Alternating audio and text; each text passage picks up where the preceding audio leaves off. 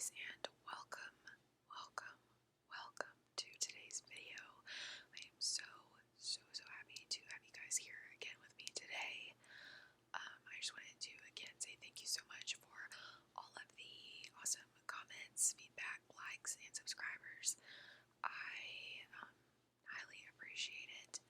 I've also gotten a couple comments about how people were interested in me doing a Q&A. And people wanted to know more about the backstory as to why I lived in London. And if you have not seen the video where I talked a little bit about that, a year ago, I lived in London.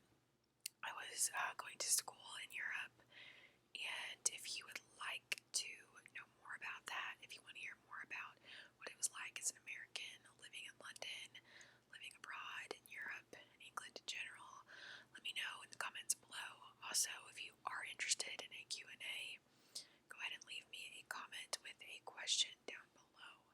And as always, if you want to follow me on social media, my Instagram handle is at Mackenzie _Catherine, which is at MACKENZIE _KATHERINE.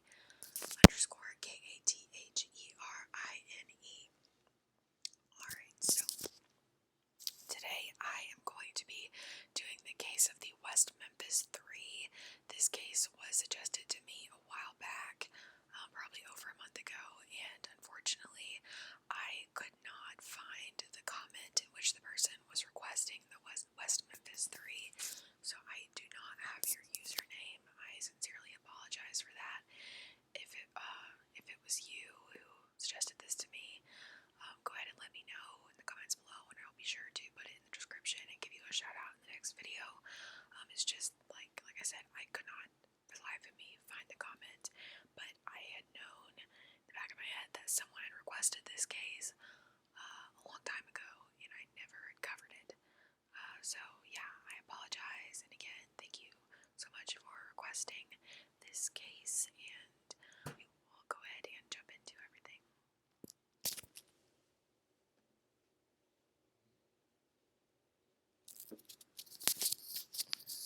Alright, so for this video, I will be reading about it.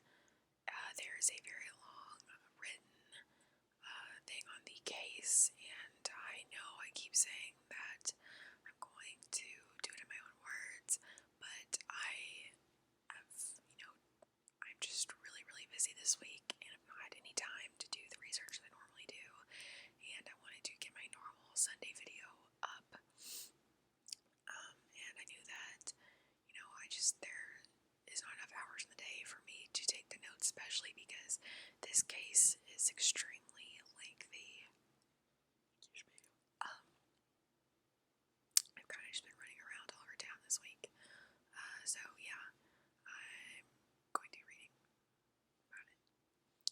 Alright, and just to warn you guys, this case is about the death of 3 children, and it is quite graphic. So just fair warning that if you do not want to be subjected to hearing that, then please exit out of this video. There are plenty of other amazing ASMRists out there to watch. Otherwise, if you're still with me, we will go ahead and begin.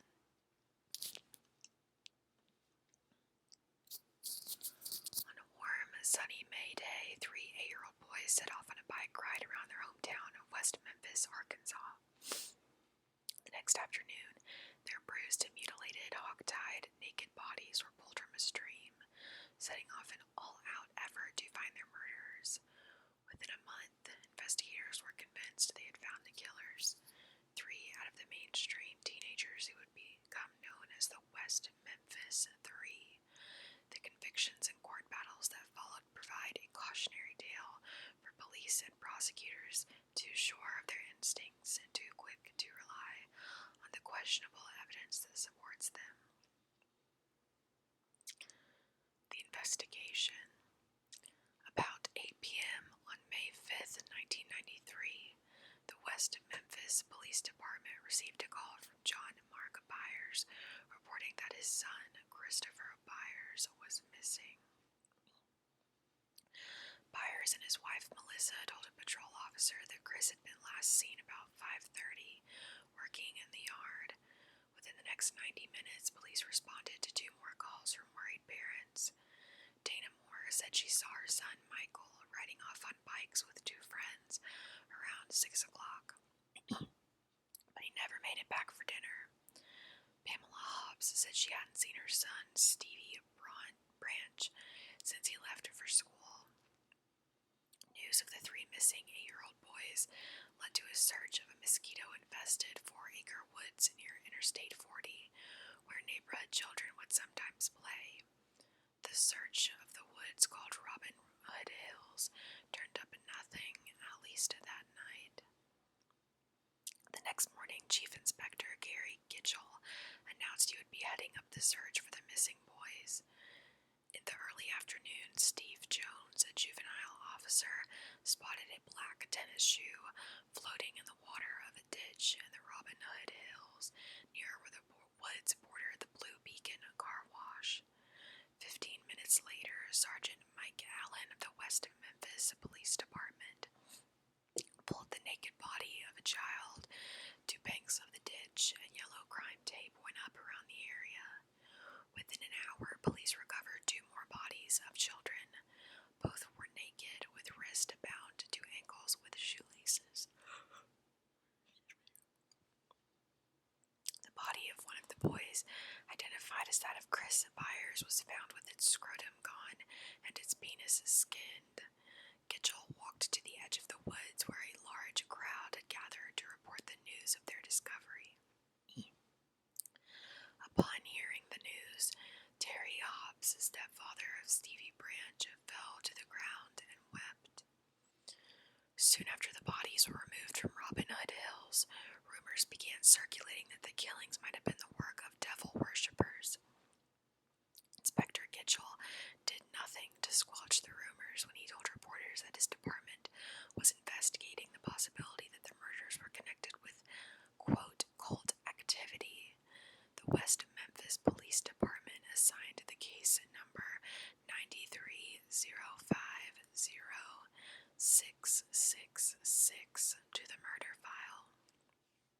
On May 7th, Steve Jones, the juvenile officer who first discovered the bodies, interviewed a troubled local teenager, Damien Eccles, who had been under the watchful eye of another juvenile officer, Jerry Driver, for some time. Eccles was a 17-year-old dropout with a history of psychiatric problems, including major depression. Eccles wrote dark poems, dressed mostly in black, wore long hair, had a tattoo on his upper arm, and was a self-described Wiccan. In the previous couple of years, Eccles allegedly had threatened his former girlfriend and the boy she was then dating, as well as his father.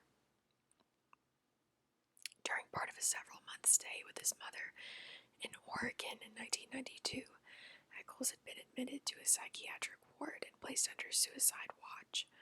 Returning to Arkansas in the fall, Eccles briefly entered a juvenile detention center before being transferred to a psychiatric hospital at Little Rock after biting and attempting to suck blood from the arm of another detainee. Following his release from the Little Rock Hospital, Eccles returned to West Memphis, where he met regularly with a social worker at a mental health center. The social worker reported in her notes that Eccles told her he might become another Charles Manson or Ted Bundy.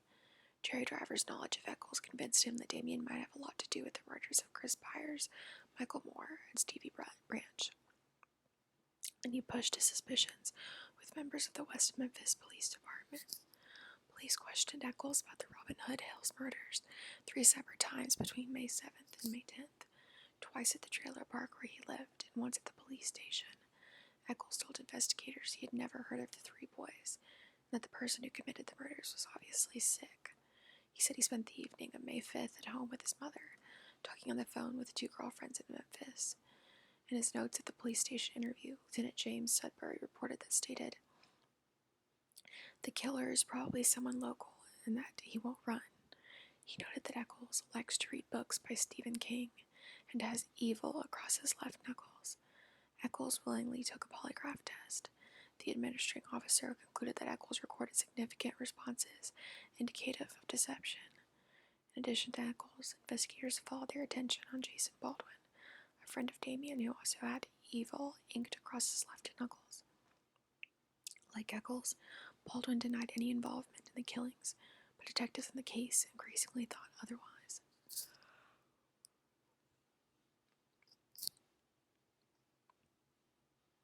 Investigators might have stalled were it not for the work of a local waitress named Vicki Hutcheson. Hutcheson told police she suspected the killings were cult-related and that she was willing to play detective.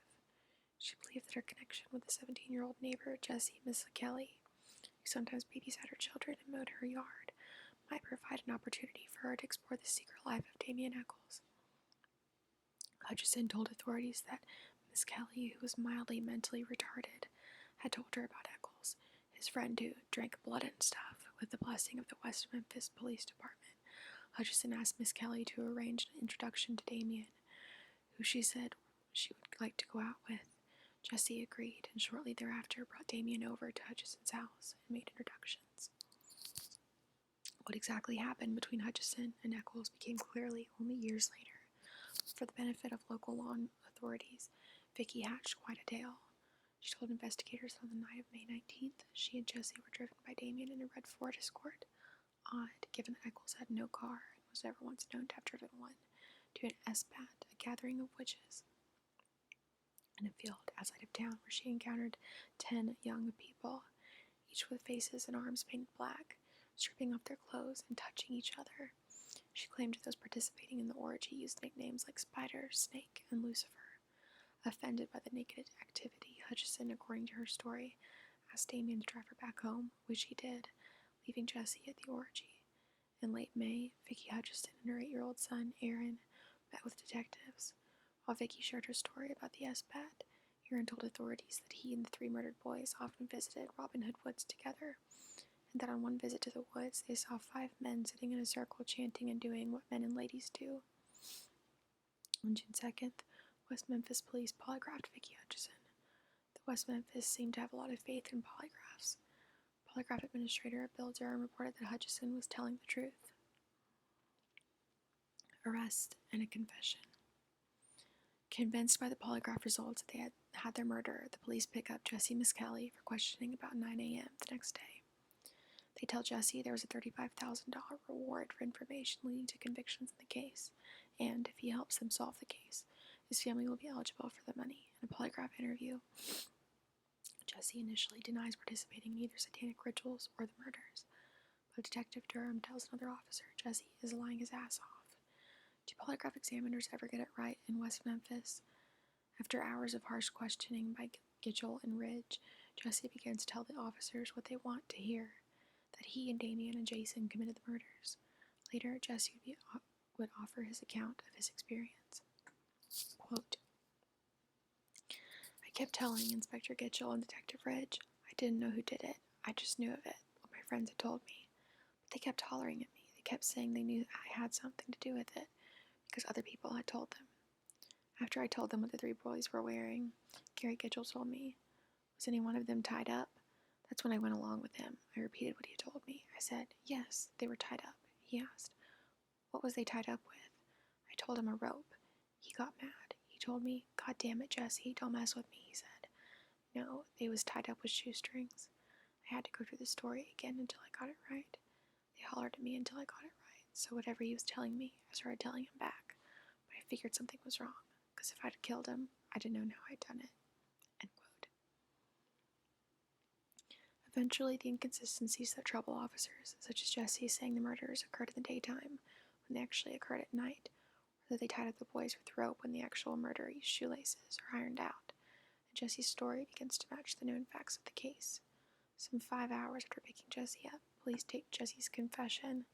In the taped confession, Jessie states that while in Robin Hood Woods with Damien Eccles and Jessie Baldwin, he watched Eccles hit Chris Byers in the head with his fist and bruised him all up real bad, and then Jason turned around and hit Steve Branch. The other one took off. Michael Moore took off running, so I chased him and grabbed him and told him until they got there and held him until they got there, and then I left. Jesse stated that when he returned to the scene minutes later, all 3 boys have their clothes off and are tied up. Then they tied them up, tied their hands up. They started screwing them and stuff, cutting them and stuff. And I saw it and turned around and looked, and then I took off running. I went home. Then they called me and asked me how come I didn't stay. I told them I just couldn't. Within hours of securing Jesse's confession, Deputy Prosecutor John Fogelman appeared before a municipal court judge for warrants that would allow searches of the homes of Miss Kelly, Baldwin, and Eccles. By 10:30 p.m. on June 3rd, 1993, all 3 teenagers were rounded up and each charged with 3 counts of capital murder. At a press conference the next morning held to announce the arrest, Gary Gitchell was asked how confident he felt about his case. On a 1 to 10 scale, Gitchell answers 11. Working to strengthen their case to something beyond 11 on the 10-point scale, police decided to re-interview Vicki Hutcheson's 8-year-old son, Aaron. Aaron now tells a detective that he actually had been with the 3 boys in the woods and witnessed their murders. According to Aaron's account, he received a call the night before the murders from Jesse and Miss Kelly inviting him to bring his 3 friends to the woods the next day where they would all do something. Once there, Aaron said, Jesse, Jason, and Damien slapped his friends. Quote, I ran and Jesse caught me. Then I got away and he caught me again and he tied me up. I stayed there for about 40 seconds and got untied. Asked by Gitchell how he was tied up, Aaron replied, with a rope. Aaron said, they couldn't hurt me because I kicked every one of them with a foot. End quote. Meanwhile, he said his friends got stabbed and had their clothes pulled off. Then he said they cut off the private spot. From a distance, Aaron told Gitchell he watched as the 3 teens raped Michael, Chris, and Steve. While Aaron's story would strike most people as wildly implausible, Gitchell was pleased. He now had a second eyewitness to the Robin Hills murders. On August 4th, 1993, Judge David Burnett presided at a pretrial hearing in Marion, Arkansas. Burnett ruled that Miss Kelly should be tried separately from Eccles and Baldwin. Burnett also ruled that the state could introduce Jesse's confession, despite defense arguments that it was obtained under coercive circumstances. In another important pretrial ruling, Burnett concluded that all 3 defendants should be tried as adults rather than juveniles. On January 18th, 1994, jury selection in the Jesse Miss Kelly trial began in a 1-story cinder block courthouse in Corning, Arkansas. In short order, a jury of 7 women and 5 men was chosen. Judge Fogelman rose to deliver the state's opening argument. Fogelman told jurors that night that they might find errors and discrepancies in Jesse's confession. They were largely explained by Miss Kelly's efforts to minimize his own role in the killings. Quote, I think you'll find that he's lessened his own involvement, end quote, Fogelman said, but that, quote, the proof is going to show that his defendant was an accomplice to Damien Eccles and Jason Baldwin in the commission of these horrifying murders, end quote. Dan Stidham, representing Jesse, said the prosecution of his client was the result of tremendous pressure for arrests in this case, and the Damien Eccles tunnel vision of investigators that existed. From day one, he argued that Jesse's so-called confession came when interrogators broke his will and scared him beyond all measure. The first witness for the state were the mothers of each of the murdered boys. Each described the last time they saw their son on May 5th of the previous year. Despite the suspicions of defense attorney Stidham that the husband, John Mark Byers of Melissa Byers, might have been involved in the killings, he resisted the temptation to pursue that theory in cross-examination, fearing that to do so might only anger jurors who naturally sympathize with the parents. Suspicion about John Myers' possible role in the killings continued for years after the trial, fueled in large part by filmmakers of a documentary about the case. By 2012, however, almost no one believed Byers had anything to do with the murders. Instead, a new group of suspects emerged. Fogelman took jurors on a disturbingly graphic journey. Detective Byrne Ridge testified about his search in the woods for the 3 missing boys and the eventual discovery of the bodies. As he did so, jurors could gaze at the bicycles of the 3 8-year-old boys leaning against a wall at the front of the courtroom. Fogelman introduced into new evidence more than 30 grisly photos of the boys, white, bound, and mutilated. Dr. Frank Peretti reported at the findings of his autopsies as the jurors viewed more photos. these of the bodies on the autopsy table. Inspector Gary Gitchell took the stand to describe the circumstances surrounding Jesse's confession. Gitchell asserted that Jesse remained very relaxed during his long interrogation. Then Fogelman played the audio tape of Miss Kelly's 34-minute-long confession. The jury listened silently as the tape played. On cross-examination, Gitchell conceded that Jesse's initial story contained a number of errors, including that the killings took place near noon, that the boys had been tied up with brown rope. Gitchell dismissed the errors. Jesse simply got confused, that's all. Most courtroom observers expected the prosecution to call 8-year-old Aaron Hutcheson to the stand. After all, young Aaron was, according to the state, an eyewitness to the murders, and his statements led to the arrests of Jesse, Damien, and Jason.